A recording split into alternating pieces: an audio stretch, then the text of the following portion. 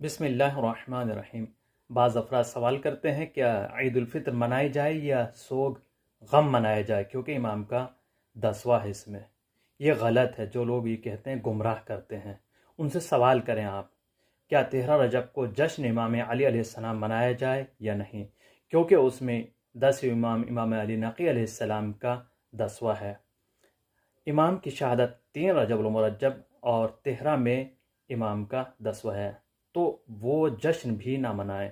اسی طریقے سے 18 ذی الحجہ عید غدیر خم، جو سب سے بڑی عید کہی جاتی ہے، وہ بھی نہ منایا جائے، اس میں جشن بھی نہ منایا جائے، کیونکہ اس میں ہمارے 5 امام محمد باقر علیہ السلام کا 10واں ہے، کیونکہ 7 ذی الحجہ کو امام کی شہادت ہے، تو 18 ذی الحجہ عید غدیر وہ بھی نہ منایا جائے۔ یہ سب چیز غلط ہے، لوگ گمراہ کرتے ہیں۔ شیئر سبسکرائب ضرور کیجیے گا۔